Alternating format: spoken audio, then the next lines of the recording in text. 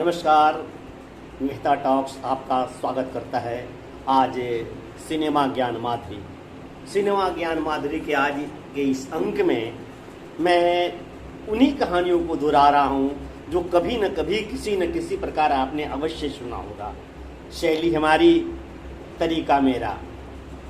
फिल्मों में एक जानी नामकर जब जानी कहा जाए तो वो समझ जाते हैं प्रशंसक की किन के बारे में बात की जा रही है। जॉनी मेरा नाम देवानंद नहीं, वो जिनके संवाद अदायगी में हुआ करता था जानी जी, राजकुमार, संवाद अदायगी के बादशाह और बहुत ही मशहूर मारूफ, अनुभवी, पुराने।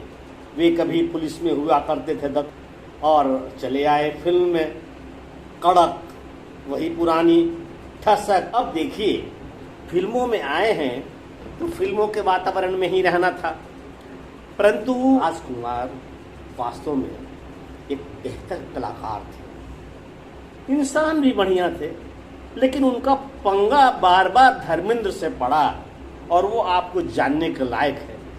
धर्मेंद्र स्वयं में एक अच्छे इंसान ही नहीं, एक भावुक हृदय के देवता पुरुष से माने जाते हैं। हर किसी को मदद करना और जल्दी से जल्दी वो किसी बात पर विह्वल हो जाना, शर्मिंदा वो बहुत हुआ करते थे। वो काजल में धर्मेंद्र के साथ थे, या यूं कहिए कि धर्मेंद्र की पहली एक बड़ी फिल्म जो उनका भविष्य तय करने वाली थी, उसमें धर्मेंद्र के साथ राजकुमार थे। पहले दिन का ही वाकया है। भेंट होती है राजकुमार से सेट पर। धर्मेंद्र पहुंचते हैं। धर्मेंद्र यह आशा करते हैं कि एक पुराने अनुभवी, इतने अच्छे कलाकार, आर्टिस्ट आज मुझे कुछ अपना ट्रिक्स देंगे, टिप्स देंगे और शायद यह भी कहें फिल्मों के विषय में कुछ मुझे समझाते हुए कि कैसे तुमको लगा, कैसा लग रहा है ये फिल्म इंडस्ट्री, कैसे इस फिल्म इंडस्ट्री से पेश आना चाहिए। तुम्हारे 2-4 फिल्में देखें, बहुत अच्छी थी। इन प्रकार के चीज़ों का आशा कर रहे थे धर्मेंद्र अभिनेता राजकुमार से सुनने की। लेकिन राजकुमार ने क्या कहा डायरेक्टर से? इस पहलवान को कहाँ से पकड़ करके ले आए हो? मालूम पड़ता है सीधे रेसलिंग करके आ रहा है और कुश्ती लड़ानी है क्या? और इतना कहकर वे हंसने लगे राजकुमार, और इस बात को उन्होंने रिपीट किया। अब बताइए, एक शर्मिला स्वभाव का धर्मेंद्र पर क्या गुजरी होगी। बस तुरंत उनके सारे शर्म और सारे जो भाव थे हवा हो गया और लपक कर गिरेबान थाम लिया राजकुमार का। तो बीच में बचाव हुआ, सभी सेट पर लोग मौजूद थे, उनको छुड़ाया। अब तो रूठ करके चले गए राजकुमार कि अब तो मैं इस फिल्म में काम ही नहीं करूंगा। अब फिल्म में काम नहीं करते, बहुत शूटिंग हो चुकी थी और धर्मेंद्र राजकुमार से संबंधित जितने दृश्य थे वे सब फिल्माने थे, तो फिल्म तो बहुत दिन तक पड़ी रह जाएगी, कैसे क्या हो सकता है। फिल्म के डायरेक्टर प्रोड्यूसर गए राजकुमार के घर और बहुत किस्म से मनाया, बहुत तरह से मनाया।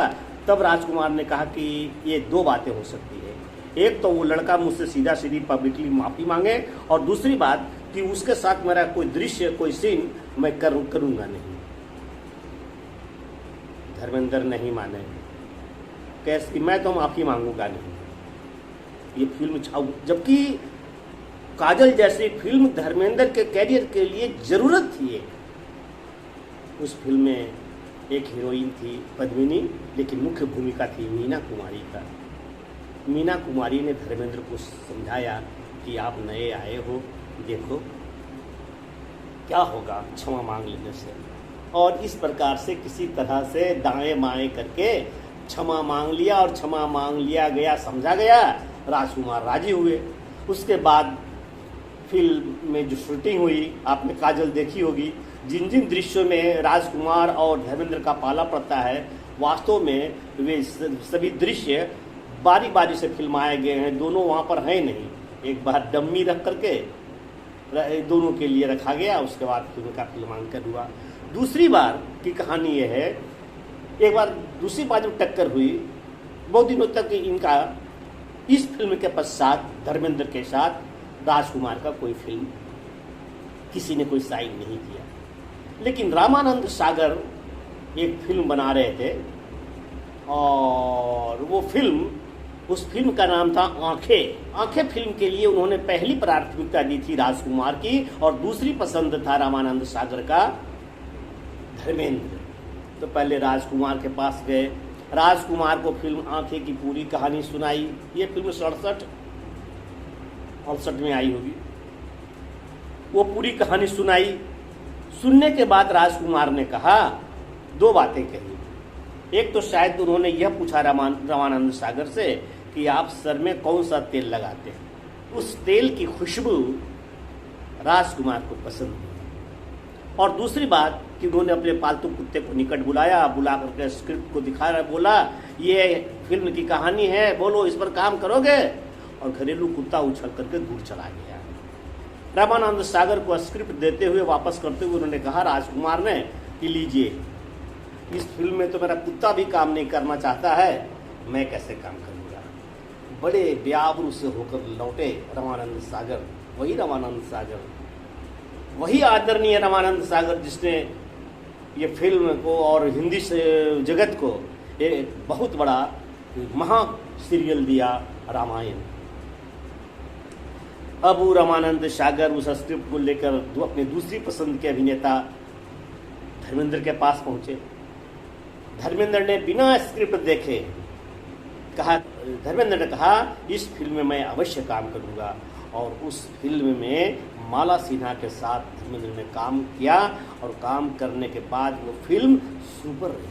आंखें, मिलती है जिंदगी में मोहब्बत कभी कभी, मिलती है जिंदगी में मोहब्बत कभी कभी। एक बात की और वाक्य है, 69 में एक फिल्म बनी थी। उस फिल्म में धर्मेंद्र मुख्य भूमिका में थे और अभी कास्ट हो रहा था फिल्म का। फिल्म का प्रोड्यूसर गया राजकुमार के पास और उसने यह कहा कि इस फिल्म में मैं लीड रोल दे रहा हूं धर्मेंद्र को, आपका यह भूमिका है। वो फिल्म की कहानी पसंद आ गई, अच्छी कहानी थी, अच्छी फिल्म बनने वाली थी। राजकुमार ने कहा ठीक है। कि जब निर्देशक ने यह कहा कि इस फिल्म के कहानी के अनुसार धर्मेंद्र ने आपको 2-4 चांटे मारने हैं एक दृश्य में, तब राजकुमार ने कहा कि देखो जानी, या तो तुम उस सीन बदलो या फिर मुझे छोड़ दो। क्योंकि एक जूनियर कलाकार, अभी भी 69 की फिल्म जो बनने वाली थी उस वक्त तक धर्मेंद्र को भी अभी तक जूनियर आर्टिस्ट बता रहे हैं राजकुमार। आदत, एक एटीट्यूड था उनका, अब क्या कहा जाए, एक स्वभाव। उन्होंने कहा कि मैं, या आप इस फिल्म के दृश्य को काट दो, इस फिल्म के दृश्य को काट दो या फिर मुझे हटा दो। निर्माता और निर्देशक की दोनों निर्देशक इस पर मंथन किया, चिंतन किया, अंत में राजकुमार को ही हटा दिया और राजकुमार के स्थान पर रखा गया फिरोज खान को। फिल्म आदमी और इंसान बहुत अच्छी फिल्म थी, बहुत अच्छी फिल्म। इसके बाद बहुत दिनों तक राजकुमार और धर्मेंद्र की कोई फिल्म नहीं आई। 20 वर्ष बीत गए। 84 में एक फिल्म में दोनों को साइन इसलिए किया गया कि अब गिले शिकवे, जो कड़वे अवसाद थे, सब भूल गए होंगे। और धर्मेंद्र ने भी सोचा कि अब इन बातों को क्या याद करना, सबकी उम्र हो चुकी है। तो राज तिलक में दोनों काम करने लगे। लेकिन हरकत राजकुमार की जाती नहीं थी।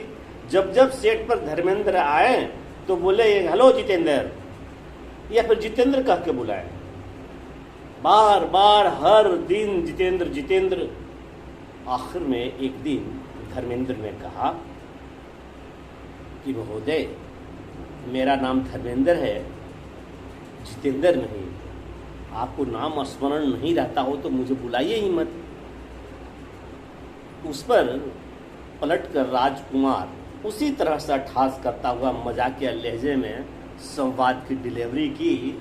अरे जितेंद्र हो या धर्मेंद्र या फिर कोई बंदर, क्या फर्क पड़ता है? बस इतना सुनना था कि बाघ के तरह तड़प करके दौड़े राजकुमार के ऊपर। लेकिन यूनिट के बहुत सारे लोग वहाँ पर थे, इस बात को संभालने के लिए दोनों को किसी तरह से हटाया गया। तो ऐसे थे हमारे राजकुमार, जिनको कहा जाता है कि संवादों का बेताज बादशाह। और कला भी अच्छी, कला में भी कोई कमी नहीं थी, अद्भुत कलाकार। परंतु अब यह होता है ऐसा, जिसमें कई खूबियां होती है, उसमें एक आध कमियां इस तरह की रहती है कि तमाम खूबियां कहीं न कहीं दब सी जाती है। आज फिल्म इंडस्ट्रीज में राजकुमार को जब भी याद किया जाता है तो ये सभी आदतें भी अनायास याद चली जाती हैं। धन्यवाद, नमस्कार। आशा है पसंद आया होगा ये वीडियो।